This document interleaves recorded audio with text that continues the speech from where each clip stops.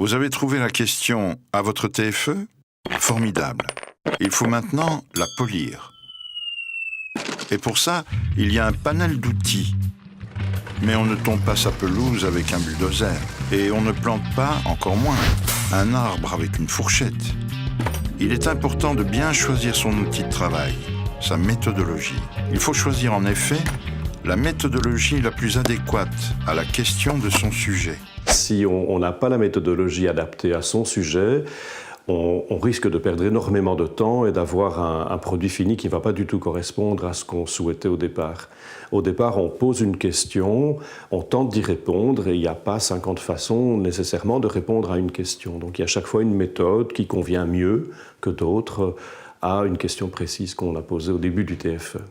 Il y a dans la boîte à outils 4 outils principaux. Mais pour choisir le bon outil, il y a 2 questions préalables à se poser. Dans quel temps et dans quel espace de travail on va se placer?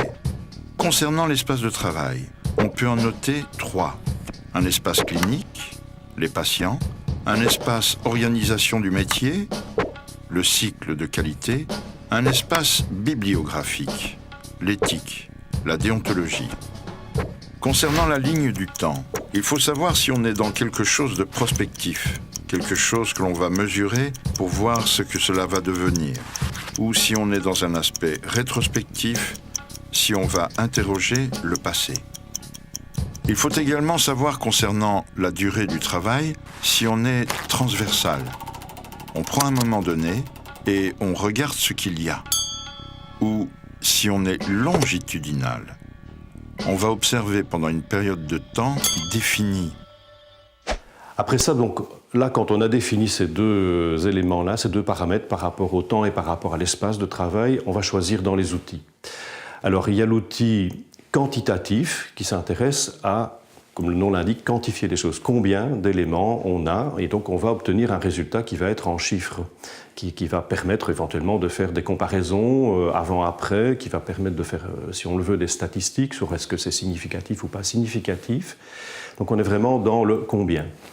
Et puis il y a l'outil qualitatif qui, lui, va s'intéresser au pourquoi des choses, au comment des choses. Et ça, ce n'est pas des chiffres qui vont le donner. Ça, on va plutôt aller interroger des gens, leur demander comment ils ont vécu telle chose, ce qu'ils pensent d'un élément, comment ça se passe pour eux concrètement dans le quotidien.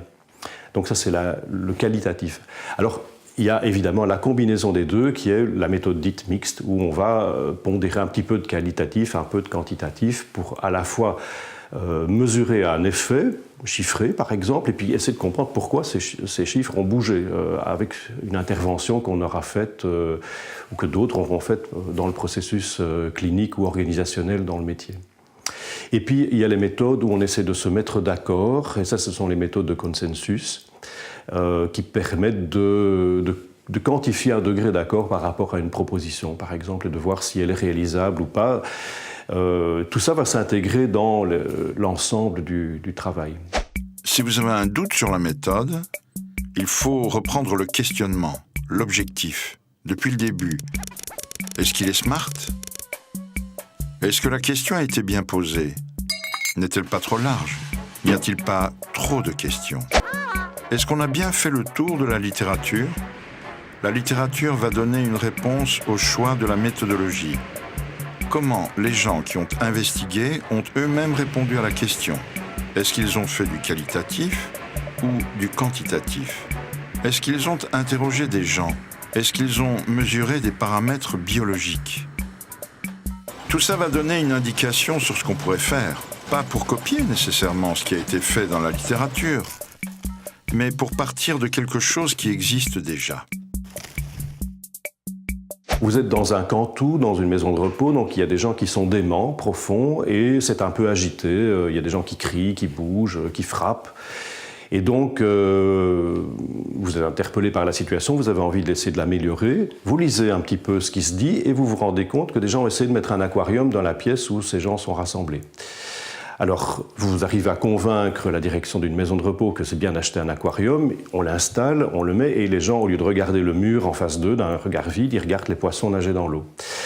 Alors bien sûr, si vous vous intéressez au qu'est-ce que ça devient, est-ce que ça amène à une amélioration, vous ne pouvez pas aller interroger les bénéficiaires puisqu'ils sont déments. Donc vous allez devoir développer ou chercher un outil d'observation qui vous permet de quantifier le degré d'agitation, le degré d'énervement qu'il y a dans la salle. Et donc vous êtes dans du quantitatif, vous allez mesurer un avant, un après. Et donc vous êtes dans une méthode qui est interventionnelle, longitudinale. Vous mesurez au début, ça c'est votre échelle temps, puis vous mesurez à 1 mois, à 3 mois si les gens sont plus calmes. Mais vous pouvez aussi faire du qualitatif là-dedans, parce que le personnel de la maison de repos chez qui vous êtes intervenu, eux, vous pouvez les interroger, et eux, vous pouvez leur demander leur ressenti, et demander s'il se trouve que c'est plus calme, et si eux, ils le vivent mieux, si c'est plus léger dans leur travail. Et donc là, vous allez interroger, vous avez du matériel qualitatif sur le même sujet. Et donc vous pouvez combiner les deux, vous aurez donc une méthode mixte. Une erreur fréquente est d'être beaucoup trop ambitieux. Dans le temps d'un TFE, on n'a pas les moyens d'interroger des milliers de personnes comme une étude menée par une firme pharmaceutique. Si on a un échantillon de petite taille, on peut l'assumer. On est dans un travail de fin d'étude. On n'est pas dans une étude sponsorisée ni payée par les pouvoirs publics. Toutes ces méthodes sont décrites dans le guide du TFE qui est publié en ligne.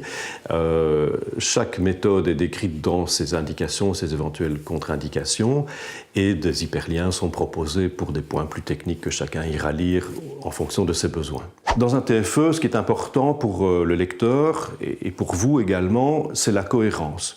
Et donc, au départ, il faut annoncer ce que vous allez faire, c'est-à-dire où, quand et comment, donc c'est la méthode. Et puis à la fin, il faut faire ce que vous avez dit pour qu'on retrouve bien la réponse à votre question et que l'ensemble du processus paraisse logique.